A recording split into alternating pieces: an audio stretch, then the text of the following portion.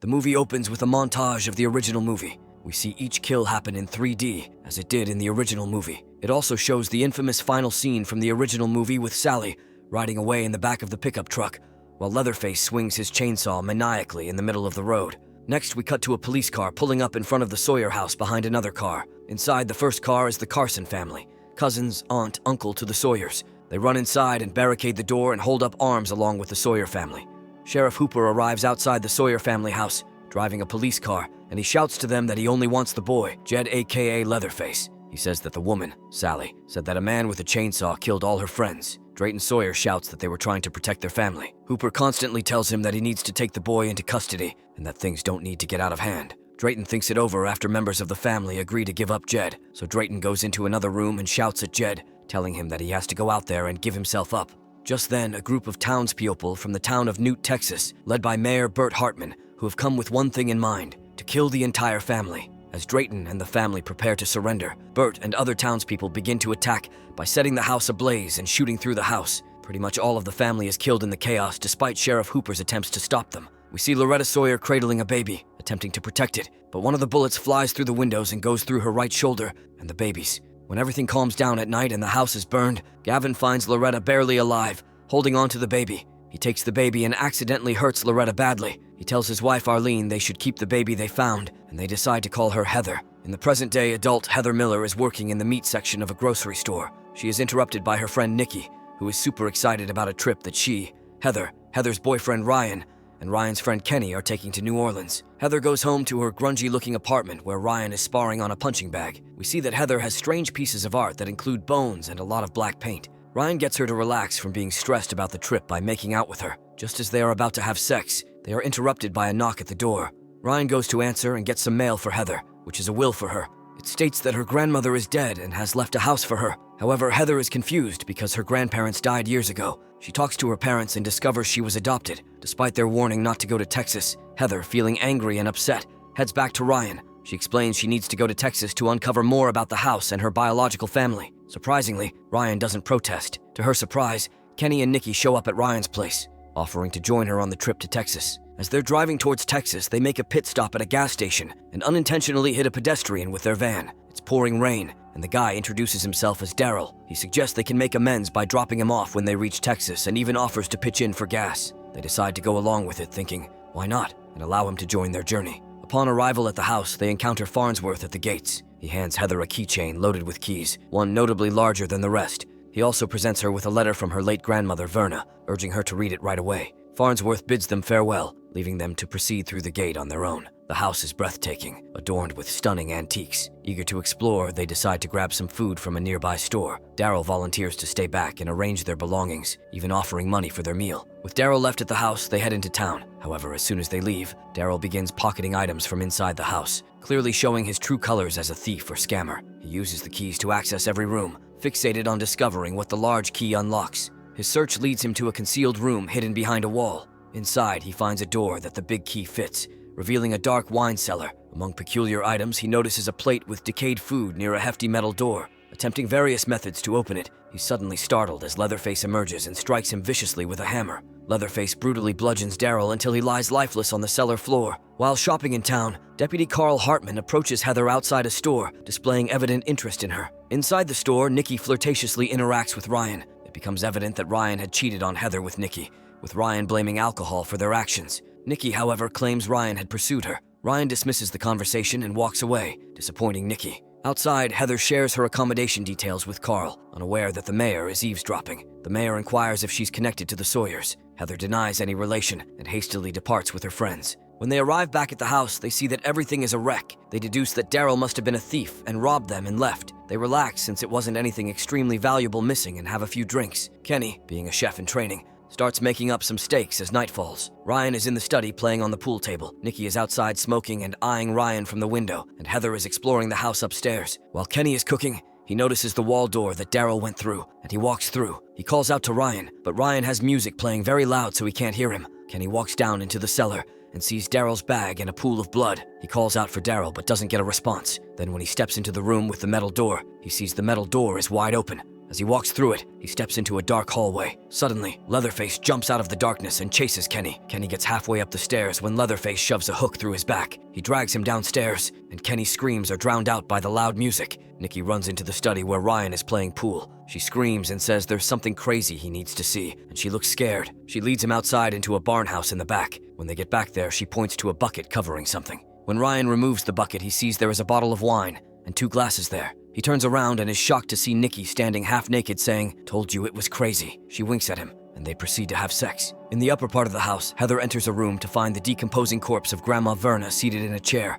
terrifying her into a scream. She rushes downstairs in search of the others, only to discover the house eerily empty. Entering the kitchen, she's horrified to witness Leatherface, holding a severed hand and meticulously removing its fingers into a bowl. Her scream draws his attention, and in a terrifying encounter, he seizes her, throwing her onto the kitchen floor. Heather's head collides, rendering her unconscious. When she comes to, she is in a room in the cellar, and we see Leatherface cutting up Daryl's body in pieces. Then we see him hang Kenny's body up on a hook and saw his body in half. Heather quickly jumps up and runs up the stairs. Leatherface chases after close behind. She falls down the front stairs when she gets outside and runs to the back of the house, which is a graveyard full of the Sawyer Carson family. She finds an unfinished grave with a coffin and climbs inside. As Leatherface stalks the graveyard, he hears Heather crying and jumps on top of the coffin and begins cutting into it. The tension mounts as Ryan and Nikki rush out of the barn, drawn by the sound of the chainsaw, only to spot Leatherface slicing into something. They inquire about his identity, prompting Leatherface to abandon his task and sprint toward them. Swiftly retreating, they seek refuge back inside the barn, barricading the door. Equipped with a shovel and a loaded shotgun, they prepare for a confrontation. Nikki fires the shotgun through the door as Leatherface attempts to breach it, defiantly shouting, "Welcome to Texas, motherfucker!" Abruptly, the chaos subsides. Through the door, they glimpse headlights approaching. The van driven by Heather crashes through the barn, prompting them to hastily jump in. Ryan maneuvers the van, attempting to ram the front gate, but it withstands the impact. As Leatherface catches up, Ryan reverses the van, allowing the gate to open automatically. They speed through, but Leatherface manages to slash the front tire inside of the van. The vehicle flips and crashes just as they narrowly escape, the van skidding to a halt merely 15 feet from him. Heather looks over and we see Ryan is dead. A huge piece of glass from the windshield got lodged deep into his neck. She and Nikki scream as Leatherface tries to cut through the van. He even goes so far as flipping it onto its side. Heather is able to climb out through one of the windows. Leatherface cuts Nikki on the side a little, and Heather gets his attention. This distracts him, and he begins to chase Heather through the woods. She manages to reach a fence which leads to a carnival on the other side, and she hops it. Leatherface doesn't stop, and he cuts through the fence, chasing her through the carnival as people run all over, screaming. She gets to the mini Ferris wheel and jumps up and grabs onto one of the seats as it lifts her up. Leatherface waits on the other side as she begins to descend back down, but just as she gets close to him, Officer Carl orders him to freeze. Leatherface tosses his chainsaw at Carl, and he ducks just in time, but this gives Leatherface enough time to escape into the woods. Carl takes Heather to the police station for questioning. There we see Sheriff Hooper waiting, and when she describes Leatherface, he is shocked and begins to think Jed must still be alive after all these years. She also admits that she just found she was a Sawyer. Carl pulls a box labeled evidence and sits it on the table, saying there is some crazy stuff in it about the Sawyers Carsons. Hobbs orders Carl to leave and go look for the maniac. The mayor shows up and demands to speak with Hooper, so he leaves Heather alone while he goes to talk to him. As soon as he leaves, Heather begins to go through the evidence box that Carl pulled, and she sees how her entire family was killed without a fair trial by the townspeople and the mayor and her adoptive mom and dad. She reads about the entire incident that took place that night. The tension at the crash site mounts as the officer reports to Hooper about the missing bodies of Nikki and Ryan. Despite Hooper's orders to stay put, the officer follows a trail of blood leading back to the house. The mayor vehemently disputes Jed's possible survival, citing the place's supposed destruction in the past. However, the officer's discovery of the blood leading back to the house compels both the mayor and the officer to track the ominous trail. Inside the house, the officer uses a video call to stream what he finds to the mayor and Hobbs. As he ventures into the cellar and down a foreboding hallway, he stumbles upon the gruesome sight of Kenny,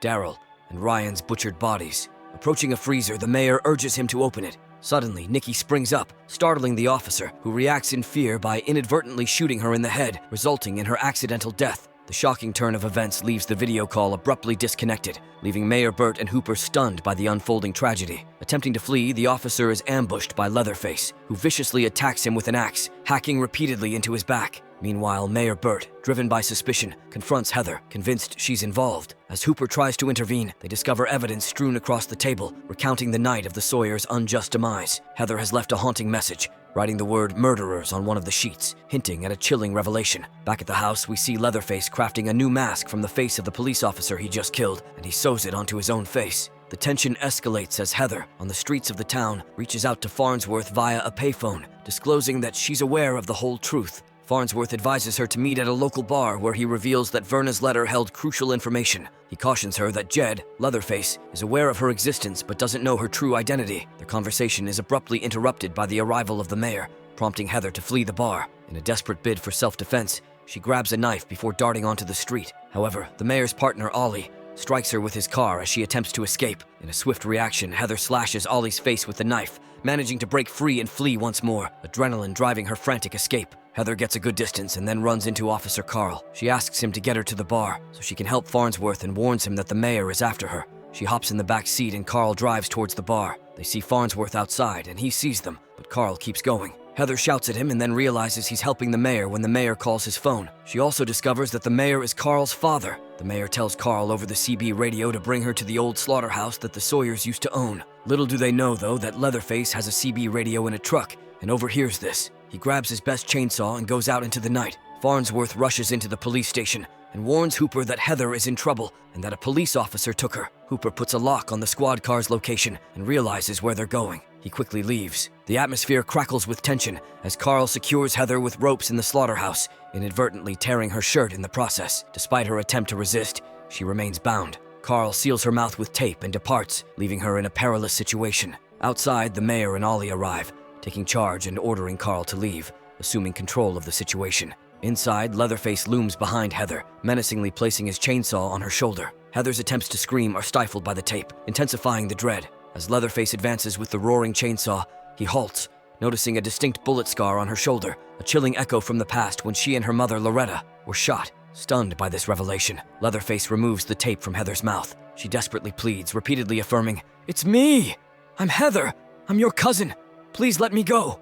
Astonished by this revelation, Leatherface, shaken, releases her from the bindings. Their moment of tension is abruptly interrupted as Ollie and the mayor storm in, unleashing a brutal assault on Leatherface. Seizing the opportunity, Heather breaks free and bolts from the chaotic scene, running for her life amidst the mayhem. As soon as she gets outside, she hears Leatherface yelling out in pain as the mayor and Ollie beat him repeatedly. The mayor wraps a chain around his neck and tells Ollie to power it on. The chain leads into a giant meat grinder. Ollie runs to go power it on, and just as he does, he is attacked by Heather, who shoves a pitchfork through his body and kills him. As the chain begins to pull Leatherface closer to the meat grinder, Heather shows up and tosses him his chainsaw. Leatherface uses it to cut the chain and free himself. He rises up, and Heather smirks and tells him, "Do your thing, cousin." Leatherface then cuts both of the mayor's ankles with the chainsaw. The mayor falls onto the ground and begins to crawl backwards, unknowingly towards the grinder. Hooper shows up with a gun and sees the chaos. The mayor constantly yells for him to shoot, but Hooper slowly lowers his gun when he sees Heather shouting for him not to shoot, and he leaves the mayor to die. The mayor ends up crawling back into the grinder and is shredded to pieces. Back at the Sawyer house, we see Leatherface sitting slumped in a chair, and Heather is standing next to him. She tries to touch his face, but he gets up and goes down into the cellar. Heather finally reads Verna's letter, which, in flashback, Verna Carson details that Jed is the only blood relative she has left now, and that whether she chooses to stay or not, she should never forget where her home is. We see Heather go down into the cellar. She stares at Leatherface face to face as she grabs his tray of old food and goes upstairs. She has decided to stay. The movie ends as Leatherface grabs the metal door and slams it shut. In a post-credit scene, Gavin and Arlene show up at the mansion to see Heather, greedily seeking a share of her assets. As they wait by the door, Leatherface comes out with his chainsaw.